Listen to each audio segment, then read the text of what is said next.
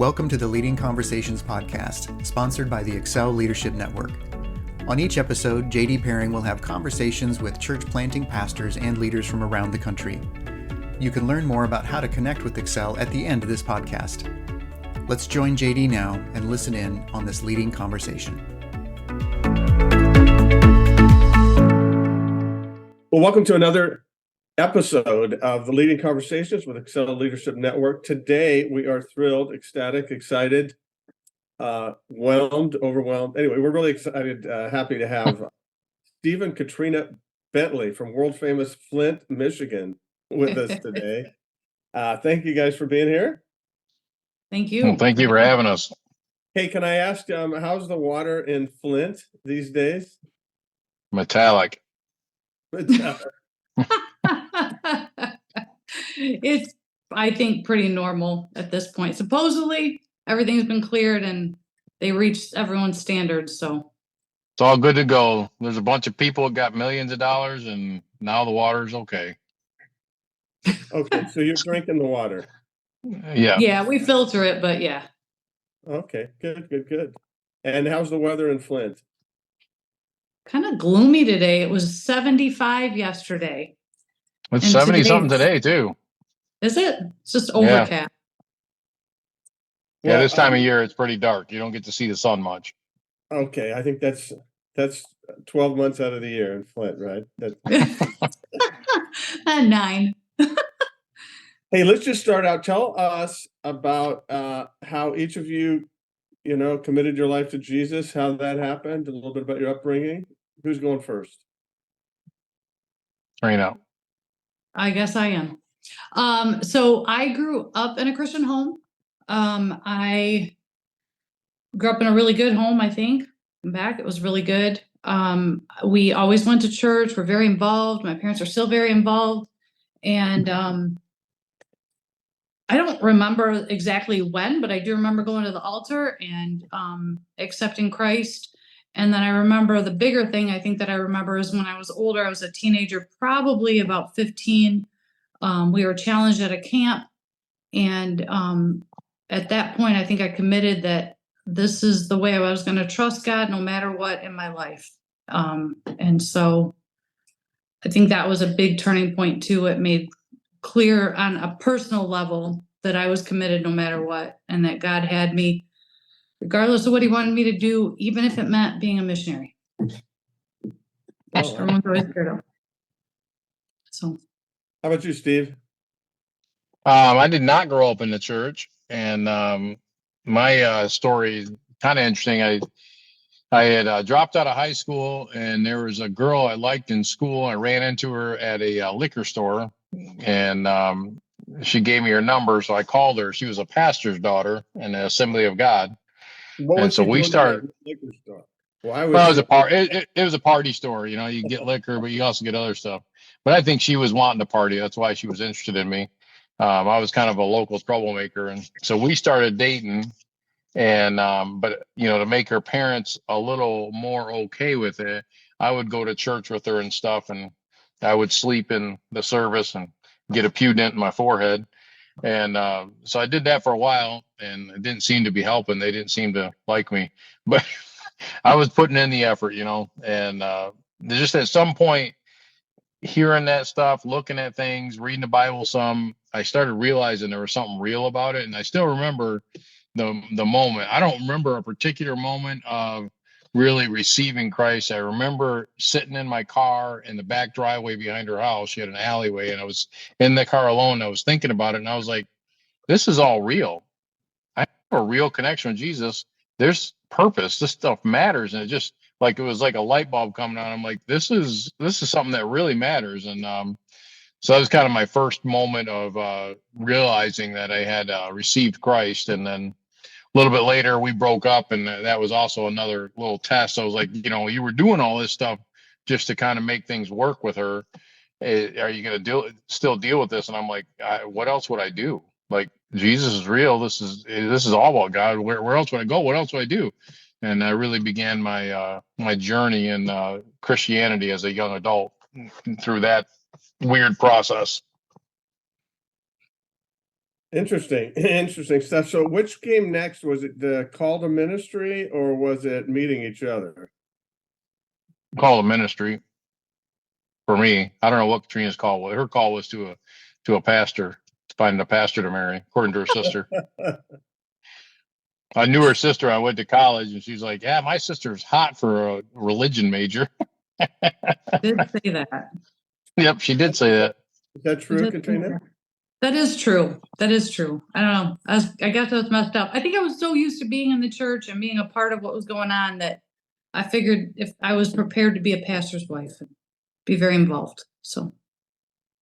And what was your call, Steve? So I was there's a whole process I went through. I remember I wanted to be called to ministry, but I wasn't hearing a real call.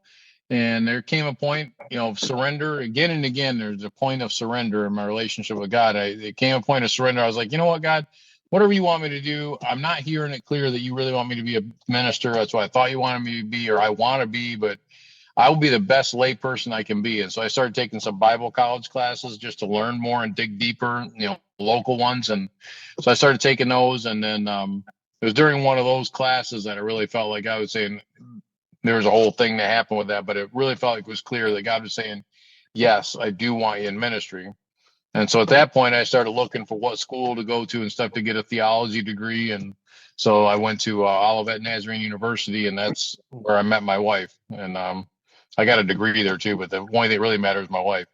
But it was that's where I kind of got my call, and that was through a process of surrender and recognizing that whatever you want, God, I trust.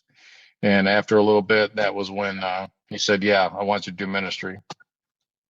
So how did you guys meet at Olivet Nazarene University? Where's that? Kankakee, Illinois. About an hour south of Chicago. Oh. Kankakee, an hour south of Chicago. The Chicago Bears were using our campus for their summer camp. I don't know if they still are, but they were for a long time. It hasn't worked. If they're still using it. So talk about how you met, Katrina. What you were hot for a religion major. So how did you meet? I guess that was the case. So he started stalking me and I didn't realize it. He just started popping up all over the place. I was in charge of doing a work and witness trip out at a camp down in Peoria, Illinois. And we went there, and so I was in charge of that, and he found out, I guess, and so he decided he was going to sign up to go and help.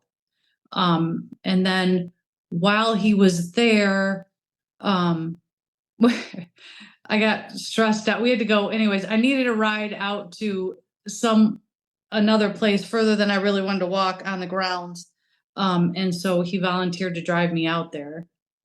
And then he just started, I got back to campus. He kind of showed up and then we asked me out on a date. We went on a date, and I think we were together every day after that. I think we saw each other every day. Pretty much. We were seeing each other every day before that, but it was just coincidence. It was coincidence. You just like, oh, you're over here? Yeah. You're a stalker, Steve? Is that the deal? Well, back in the day, that was how that's how you met people. I just figured out where, what her class schedule was, where she sat in chapel, and I was just having to be nearby. And if she saw me and she's like, oh, hey, and I'm like, hey, imagine seeing you. I'll walk you this way. I'm going this way. I was only going that way to walk her, but I was going that way. So back in the day, that was called stalking, Steve. No, they didn't have that term until the aughts. But I mean, so I created the situations for us to run into each other, and we got started dating. And she doesn't remember meeting me the first time. I don't. So I still remember. I can still see it. She walked out of the cafeteria. I was walking with another girl, and I was like, and she's like, hey, and I'm like, who's that? And she told me it was Kalinda's sister, and Kalinda was I knew her because I'd counseled with her at camp for teen camp and stuff like that, and she's like, I didn't know Kalinda had a sister. I knew she had two little brothers. I didn't know she had a sister. She's like, yeah, that's her sister. And I'm like, oh, that's cool. And so then I started, the stalking began. I started to get to know her, and and run into her here and there, signed up for the camp. Everybody that she went to camp with knew that I was interested in her. Found She that out just after. didn't know. Yeah. On the way to camp, she was talking about how I'm not going to date anybody. I don't need nothing. I'm just going to follow God or something. I don't know. And then everybody's kind of giggling. They all knew that that's the only reason I was there, was trying to make a connection. Okay. So we got to know each other, though. We made a connection. So Then we went to Taco Bell for the first date. Are you serious? Yeah. That sounds, Steve, you're a big spender, I guess. Is that Oh, yeah. Ain't nothing too good for my baby. So 7-layer burrito. I mean, order anything. Yeah. You get anything you want on the menu. Only one thing, but you can get anything you want on the menu. Let me just, do you remember that, Katrina? Do you remember what you got? No, I don't remember what I got. I remember going to Taco Bell. I don't remember what I got. You're just too enamored by this. I guess. So anyway, you get married, and did you go into a ministry position at that point? Well, he was already doing ministry at a local church. I had joined him doing that. We worked with the youth right off before we were even married. We were doing that. And then I guess I'll let you answer, Steve, because that's more your question. Well, I was working with a youth group, and Katrina was going to a different church, but then after we were dating for a while, she started going to, maybe you wait till we got engaged? We got engaged like 8 months later, but she started going to church with me and started helping me with the youth group there and stuff. But, we were getting, approaching graduation and thinking about, what we were going to do. And we had a couple of opportunities that were, good career track, religion major type activity, the jobs that we could get. And, but my first pastor, my spiritual father was ministering in the inner city in Flint, and we would go up and visit him and help him and stuff there. And we just both felt really drawn to the people there and really wanted to do something there. But we just there's just no money. There's no way you can do anything, and we were praying about what we were going to do. We had 2 really good job opportunities offered to us once we graduated. And one was pastoring near Chicago. Another one was down by Peoria, Illinois. And but we were praying about it and just didn't know. And then somebody else talked to me about it. And he's like, Paul, my friend up in Flint, he said, he could really use your help up there. But I know there's no money, but he says, you really need to think about, what God wants you to do. And so we really started praying about it, thinking about it. And we talked to Paul about it, and yeah, you can come up here, no money, but you can come up here.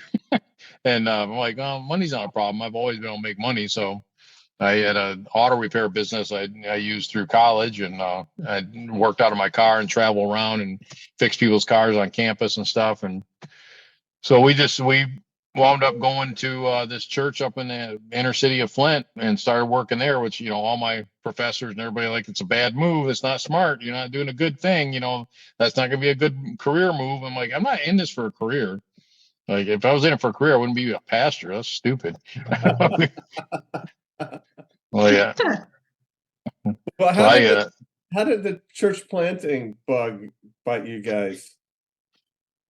So that was, another thing. We've been working there in Flint for a while and stuff, and our denomination had planted a new church in the area, and we had talked to the guy, and just we really feel like, it'd probably be really good to start a church sometime. I really think we could do something with that, and so we were interested. We talked about it, but we weren't sure. It was one of those things of surrender. I was like, what, God, if you want me to start a church, I will. But if you want me just to take a church, whatever you want me to do, I'll do. And after that, it felt really strongly led that he's going to plant a church. And it was 10 years before he had us plant a church. But it was we were pretty confident that we were going to be planting a church someday. What were you going to say, honey? I think the final thing was on it that made it really clear is we were decided we were at a church, we were an associate at a church, and we really felt like that was not working out. And so we put our name into a different church that we felt really good about, and that door got slammed shut. And sorry about that. That door got slammed shut. And so at that point, we're like, okay, then we need to go a different route. And I think it's time to start really looking at church planning at that point, was really when we started feeling like it was time, or it was going to be time. That was the direction we were going to go. It was a little bit after that when I met you, JD. And I told you that story. It was, the church voted. They wanted us there. We'd been taking purpose-driven training, for purpose-driven church planning. We'd been doing stuff to get ready for church planning someday. And this church was really interested in trying to really revitalize themselves. It was a rural church, and so there's a lot of neat things about it. And they voted and wanted us to go. We wanted to go.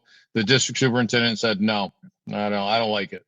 And so he shut it down. And we're like, you know what? We're just at that point. It was when it kind of became clear. God said that door shut, and it's time now. I want you to plant. And it was kind of like it was a good thing. It shut it right down, and so we started moving into looking into church planning, and I was flying down to Florida and getting paying for coaching down in Florida with Ron Sylvia and Hal Meyer, and we were doing a bunch of purpose-driven church planning training. I'd fly down there every month, and they're the ones that gave me a little bit of information about the network that you were part of, and we got plugged in and connected through that. And I called you, and you flew up to Detroit and met me and I think Tony Jackson. That was the first and only time I was at is it Bob Evans? Is that the name of the? I might be there. There was a Bob Evans. So. Yes, it was a Bob Evans, and you guys were surprised that I'd never been to one before, and I had never heard of it before, and I don't remember it, but I remember talking to you guys, and district superintendent. Somebody needs to start a church. It would be great if these district superintendent guys could come to Christ. That would really be helpful. It's just nonsense. So, but I'm glad that you guys did all that, but you decided to plant in Flint. That's your hometown? Yeah. That's a whole nother story too. That was, one of the things we wanted, like, we're going to plant a church and we're going to do it somewhere nice. Tennessee, Arizona, California. We were actually visiting California praying when it felt a very clear call to plant a church in Genesee County, back in Flint, Genesee County, in that area. We really decided on Flint because that's the center of Genesee County, and that's where I've been my whole life. I'm like, I just wanted to leave there, but that was where God made it really clear to me. That's where I've got it set up. You're the right person. I want you to plant something there. So that's what we did. So you planted. It went really well. Lots of ups and downs. How was that experience for you guys? Wow. I think that for me, it was helpful that we had a clear calling and that we were on the same page. I think that took, for me, that was helpful because it took us through a lot of ups and downs. It helped me just kind of stay even and stay on the road, even with everything that was going on. It was kind of a whirlwind. There was a lot going on, a lot of transitions just to make it happen. But I kept seeing, for me too, I kept seeing God's blessing on it, just like crazy things that happened. We got a building that we would have never been able to get anywhere else for a really good price, that we were just not, that was a big thing. I got offered a job, so Steve was able to stop working. We got given a house in the meantime that so we were able to eliminate a mortgage, which helped us transition. So there were just a lot of blessings during that time. But. Yeah, it was good. There's a lot of good stuff. I enjoyed the church planning process, and it was exciting. I mean, I felt like it's like, it's just, you just do what you got to do, and it all works. But we've tried to launch through a couple different people, tried to launch other churches and stuff like that, and it's difficult. I didn't realize it was that difficult. Stuff went well at the bridge, and we overcame some huge obstacles, and I was like, yeah, that's just normal. And turns out it's not. A lot of church plants fail, and I'd say one of the biggest things that has made the world a difference for us was XL Network. That was having a network that supports the planters. I've always heard the motto is if we take care of the planter, the plant will get taken care of. And the network has always been a huge source of revitalization and support for us. So that made a big difference. You guys put so much of your heart and soul and your finances into that plant to get it going. I know you both have just this knack for, you got to make money. Well, you just go out and you do it, and then you put that into the ministry. You handed that off. That seemed like a pretty good transition. Yeah, it's going well. We had a guy come through the Excel network. We sent him through the process with Discovery Center and everything, and then he interned with us for a couple of years. And I really felt strongly that he was the guy to take over. And of course, he started looking at other things and all kinds of stuff. And I just prayed about it, trusted God with it, and I talked to him about it. And all the doors that he was looking at closed, and he felt very clear this is where he's supposed to be. And so we still attend there when we're in town. We still go visit at the bridge and do stuff there, and it's really they're doing really well. A lot of good stuff going on, a lot of lives changing. Well, when are you starting the next one? I don't know. That's just something we've been praying a lot about it. We got something rolling right before we went into COVID, and that just became, it wasn't working. And I don't know how much it was COVID. It's nice to have that so you don't carry all the weight of shame yourself. But it was, we got through COVID, and it's just like we are not impacting our community that we're in like we want to. And I'm like, I'm not going to waste these resources. So we shut it down, and we're using the building as a community center right now and doing some stuff in the community with that. But the last thing I prayed about and is just, guys, to take care of all this business stuff, all this money stuff, all these things you got going. I got a lot of irons in the fire. He's like, get those things done and then give me a shout. And so that's what we're doing. We're trying to wrap up all this business, and this year's been a year of work and just trying to get all this stuff I've got going in order. Because as soon as we stopped doing the ministry at that other building, at the other church we were trying to start, I was like, well, I got to do something. So I started investing in all kinds of stuff, and now I got way too much crap going on, and I'm just trying to get it all finalized so I can sell it and get it working on its own, do something with it. And so if it all goes well, we'll have nice streams of income that we can pour into another ministry. So that's what we're working on.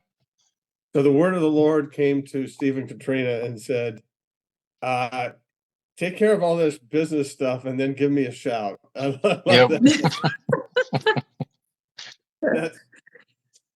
That's tell me just a couple. You said you got a bunch of irons in the fire. What kind of irons are we talking about? I know you do real estate stuff, and what are you guys doing? Well, we got rentals that we own. We got rentals that we manage. I've got a garage that we operate out of the church that for auto repair that we do stuff with. I've got a commercial space that I bought that I'm making payments on and trying to renovate it because it was a big mess, so we can get some commercial real estate stuff going. So we've got a cafe that's about ready to open in there that we were working on getting that going. Looking at trying to open a laundromat in there as well. I'm doing a little bit of construction to make a little bit of extra money on the side, and that's most of the stuff. Oh, and we got new twin grandbabies, so that's our main joy in life right now. So we babysit them, probably 4 times a week, and we have a lot of fun with them. So that's all you have going. That's not much. So that's no. We also have. You also have LPCC. You also have the old church building that you're. Oh yeah, I had the community center going on there. We have a fitness center in there, and during COVID, we had a bunch of people that we were ministering to that were in professional powerlifting or bodybuilding, and all the gyms shut down. So we opened a gym at the church. So that we've got a fitness center going on there in that building, and we got a daycare that we're working on opening in there. And also we got a guy we got a couple other people who are looking at renting spaces in there for doing a couple different things. So you're trying to get that in order before you give God the shout. Yep. I get all these things where they're clicking and working, where they're not taking all my time, and then I'll be like, all right, God, no, I'm done. And I'm hoping he'll say, okay, let's take a break for a month, and then we're going to talk about what's next. But whatever he wants, we're up for whatever he wants. And I'm just I don't know what's next. So I've been praying about it, and I have a bad habit. If God says this is what's next, that I get ahead of the curve. So he's gotten to where he kind of like, I'll let you know what's next when it's next. So walk a mile, see a mile. So that's why we just keep doing. Wow, that I'm sure you're not bored. Let's just put it that way. So, hey, Not at all. why don't each of you give us a leadership tip? You've been leading for a long time. What's a leadership tip you would give to folks? Yeah, something My profound. thought, what? I say you got something profound. My thought that comes up is follow God and just be yourself. I know early on we were talking with a lady who was like, well, I got to be a pastor's wife and I got to do all this. And I'm like, no, you don't. You're a Christian that just happens to have the calling of a pastor's wife. You're married to a pastor. You need to do whatever that means. You need to do that. It doesn't mean you need to play the piano, and it doesn't mean you have to do all these traditional roles. You just need to do what God's called you to do. Good stuff. Good stuff. How about you, Steve? Man, I don't know. The there's so many things. I got nothing real profound. One is always be developing yourself. You've always got to be growing. There's always areas that you don't even know. You don't know what you don't know. And the only way you ever find that out is by continuing to challenge yourself and grow yourself. And so growing and improving is really important, and just trusting God through all of it. There's so many times that we did not go along with what everybody else would think would be the right way because we were trusting God, not being stupid and blaming God. Like, oh yeah, I did that because God said to, but it's like really trying to tune in and listen and trust God. God's got it. It's not on you. When it's time to take a break, it's like, God's got it. He'll take care of it. And when it's time to, whatever it is, God, just trust him. So growing and developing yourself is a constant, and trusting God is something you always have to be moving into. Your faith's not being stretched. You're not operating in faith. So. Well done. Well done. You guys are amazing. Just watching how you live, just going for it in a crazy area. Flint, I don't know any place like Flint. I mean, the real estate market is like, can you still get a house pretty cheap? Yeah. Yeah. You can pay good money for one too, but you can usually get one cheap. What's the price? I mean, you can get a house that you can move in and live in, but it's rough. But you can get them for less than $8,000 still. $8,000? Yeah. Wow. We can't buy a used car in California for $8,000. So, well, thank you for your tenacity, your perseverance, your solid foundation.